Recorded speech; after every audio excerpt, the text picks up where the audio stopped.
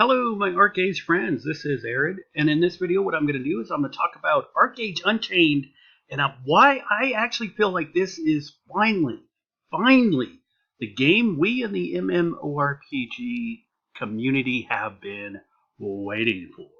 It's really no secret that Archeage has had its problems over the years. There's been problems with the crazy pay-to-win, over monetization, however you want to call that. There was a distinct lack of content as the developer XL Games reworked systems, adding new lines of weapons and armors like Obsidian, and then changing things. There's been RNG hell, like the fact that to get a mythic weapon, you pretty much had to risk like months of work. Horrible releases, like starting the server on a Monday, and by the time you actually get to play, all the land was claimed.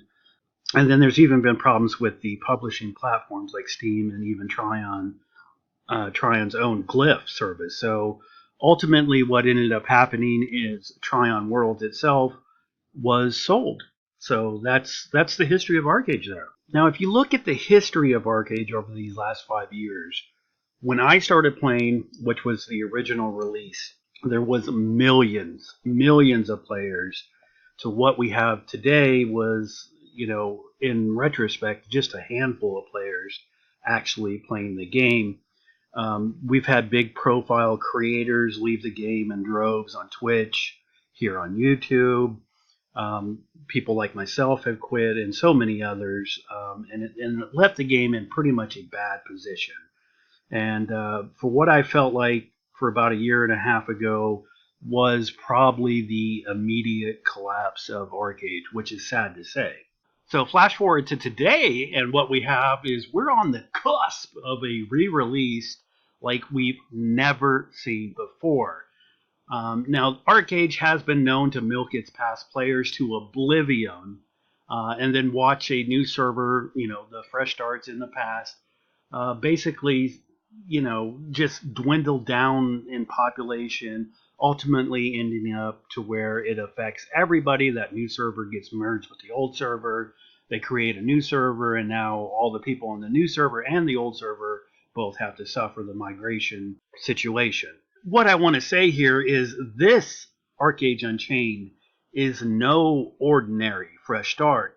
This is what we have been waiting for. So Archeage Unchained has almost in all cases lived up to my expectations thus far, and in fact I would almost be so bold to say that this game is actually underhyped. I've been playing Archeage for a long time, and I also was lucky enough to get into the media test, and so I've had over a week of testing on the public test server, the media test server.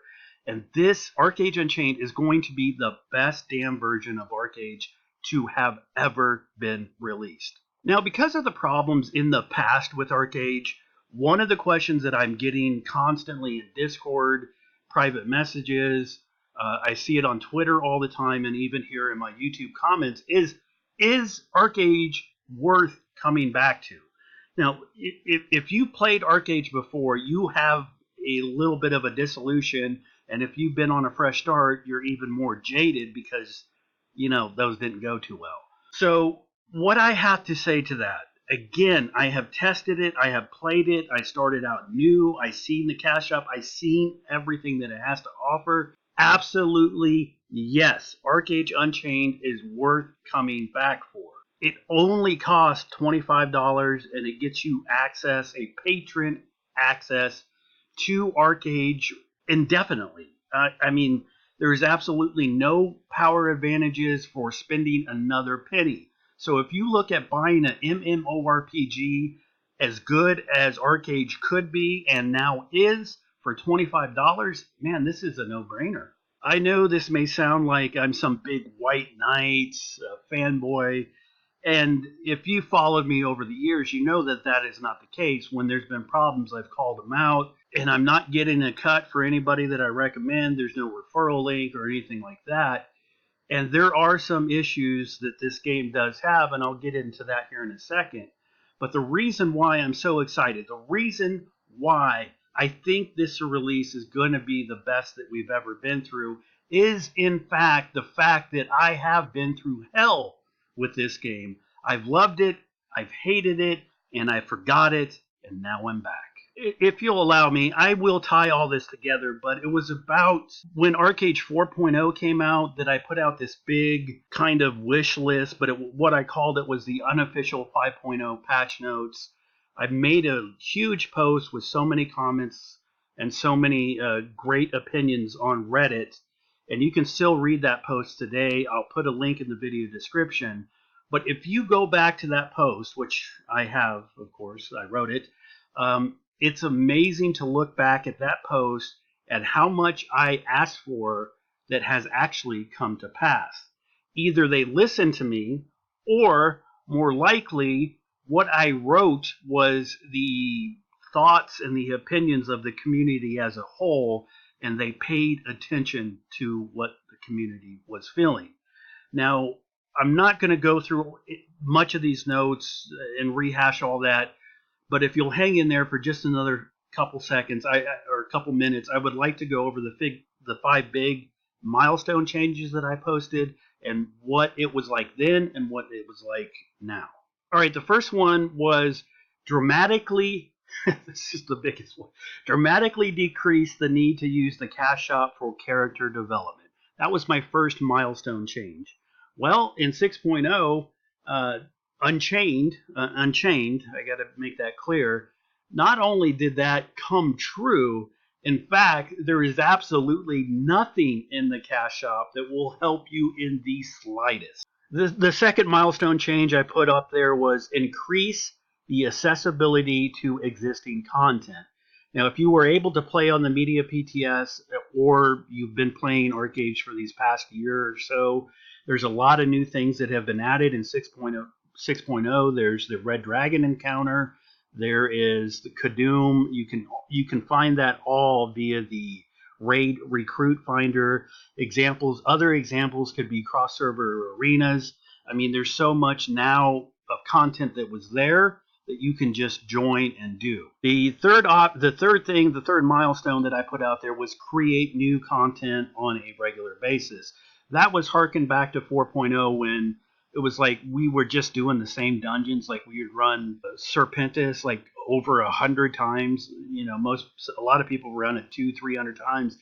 That's so boring. I mean, come on. There's a point of mastery you get into the dungeons where what would happen was like if you didn't know how to do the dungeon, they would just kick you out because they've done it so many times. Well, that's not good for the game, and it's not good for people that are trying to level up, that they're trying to learn. But what we have now, we pretty much have seen a stream of new content coming from new dungeons, new zones, ever since Jake Song has returned. A+. Thing that I said, and there's only one more after this, is it is not all for naught, or it isn't all for naught. Which is to say, the work that you do on something at the very beginning of the game is still worth something later on in the game. In Unchained, what we have now is the introduction of forever gear. And what I mean by that is the armor and the weapons that you get from the starter quest and your starter zone will follow you all the way up until the end of the game if you so choose. So you go from explorer weapons that you get early on, like before level 10, that grow based on your level, and then they turn into the Hiram Tier 1 that you can upgrade to Hiram Tier 2, and then in-game Hiram Tier 3. And this is the last one. The fifth milestone change I posted was increased transparency. Now this was a double sword here. It was about communication, and also it was about the way the game systems work, like what was the regrade success rate and communication. So both of those things are what I was talking about here. So now we have a system in which you can see how much XP you need to level an item. So when you're working on Hiram or even Aranor gear, you level them up by feeding it other similar infusions or items, and in turn you know how much those items are worth, and you see them visibly on what's going to happen, how you change your stats, what stats are available. All that is very, very transparent, and most, not all of it, but most RNG has been removed or greatly limited. I did say I was going to tie all this up. Now, the reason I went through all those notes is to underline the point of why I personally believe Archeage Unchained will be an absolutely great game. Essentially, every major issue and many of the minor issues that I didn't even talk about that I wrote over 2 years ago have become a reality. It is basically the game that we all deserved 2 years ago coming today or tomorrow. That said, how could I not come back? To further make the point, I played every day throughout this media test and up until this very day. Everything, save for a few minor bugs, works great and seems actually well thought out. I'm a thinker, and I analyze. I have tested things to the best of my ability, and I can see how it is all going to work and will work. And I have a strong belief that this game, Archeage Unchained, has probably 2, maybe even 5 to 7 years of great playtime left in it. So that is good news for anybody who has a very limited budget. And for those of you who still play on the legacy servers, remember that Unchained, even though it's getting a lot of hype and there's not a lot of hype going on the legacy servers, it might just be the thing that saved the legacy servers. Now, to be completely fair, earlier I said that there were a few issues that deserve some attention, or at least me to mention them. So I'll just make that real quick. The number one problem that I see on the Unchained version of Archeage is the way that the things are priced. In that they were originally priced from a legacy server perspective. That includes things like vocation, honor badges, curios badges, and so on. If you don't know what any of those are, it's not really relative to what I'm trying to get at here. The prices of those items, or the items that you can buy with that type of currency, are reflective of a game which had been running for up to 5 years now and had various events that allowed you to get these items over time. Additionally, you have to remember the way that the Archeage originally was monetized. And in that, I'm trying to say is some bean counter in the back room purposely priced these things at the threshold that wasn't going to piss you off, but was going to make it more attractive to spend money, because that is how the game was monetized. So things were priced higher to force you into the cash shop.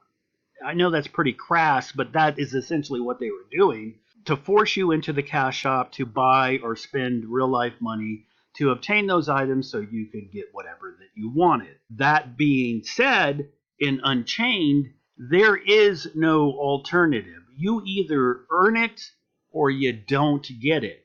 And in that, there is some problem with the way things are priced, because there is no alternative. So we are seeing prices that are reflective of a game that has been out for 5 years, in which players has accumulated mass amounts of these currencies, and in which the game was originally designed to be pushing you towards the cash shop with no cash shop. So I feel like everything, vocation, honor, curios badges, even the diligence coins, most of those items, from what I understand on that system, they need to be reduced. Now, the last thing, the other issue that I can potentially see as a problem with Archeage Unchained, and it actually has nothing to do with the game developers or publisher in the least, at least not directly, but the player base. And there is a subsection of players that play these games that can be problematic. And because of the nature of Archeage Unchained, and I don't really want to say because of PvP, but because of the PvP mentality, the draw to be the most powerful makes people do things that are kind of kind of sketchy. Like you wouldn't do that to somebody in public, but I'm sure some of these people would. So what I'm talking about here is there is like the illegal part of it, like hacking. What have they done to reduce hacking? Well, they can't really talk about it because if they talk about it, then the hackers know what they did and then they can figure out a way to get around it. Therefore, we don't really know what's going to stop certain programs from becoming a problem, but teleport hack, flying hack, alert hack, knowing that there's a thunderstruck tree in the area, finding out, illegal farms through these hacking tools is going to be a very, very nasty thing. The only positive part of that I can say is because this game does cost you $25 to buy an account, if you get busted hacking, you just lost $25. So hopefully that helps, but we'll see. And the other part of this is not the illegal side, but just like I was mentioning before, the mentality of some of the players. When it comes to powers, when it comes to being powerful and that sense of self-importance, I already see it. Groups of players who know this game, they're banding together, and there's nothing wrong with that, playing with your friends. But when you're banding together just because you're good and not necessarily because you enjoy playing with somebody, what's going to end up happening is those types of players or groups are going to get together and they are purposely going to ruin somebody else's play experience. I hope that makes sense, and I don't want to get too much into that, but I will give a couple examples of here what I mean. Friday, after the live stream, they re-enabled Fluffy, which is like a bot to get free stuff on the public test servers. And one of the old Fluffy commands turned a person pirate. So if you don't know how that system works, basically it raised your infamy or your crime points to max. And in turn, you were ready to become a pirate. But what happened is these people were using this command, not knowing what really the command did. They just thought, oh, okay, I'll be a pirate. Anyway, what would happen is these people would go pirate and they would have maxed out infamy, and somebody would come along and kill them, and now they get sent to the jury. Now, if you're not aware of it, I'm going to put a screenshot up here, but this is what it looks like if you get sentenced guilty at max. Over 10,000 minutes in jail. That's a lot of time. I know it's easy or for the people that know how to do it, to escape from jail. I've only been in jail once in my whole 5 years, and I just sat and waited it out. But if you don't know how to get out of there, your play test is over. 10,000 minutes, you're stuck. Man, you got to Google or do something to get out of there. And what it was this command was used by people who just read the forum and just started typing it all in. And so what ended up happening is people were going to the jury.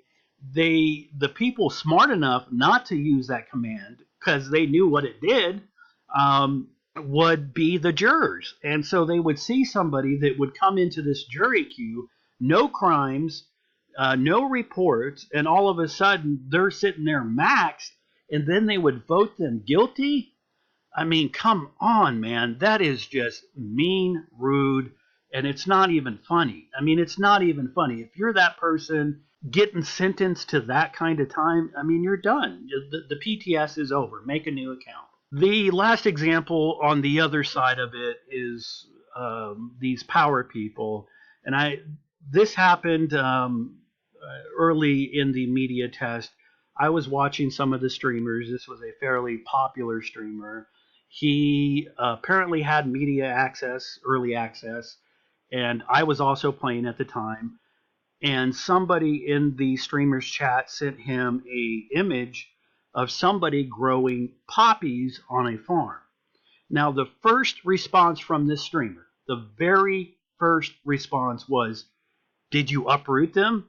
You should have uprooted them." I mean, why that actually matters is because this streamer already had early media access to the game, was already a couple days ahead of other players, and purposely wished to slow down people by limiting their ability to get poppies, which is required or was required. It's no longer. it was a requirement for the quest line to obtain your higher gear, which is actually gear that is actually decent, especially at those levels.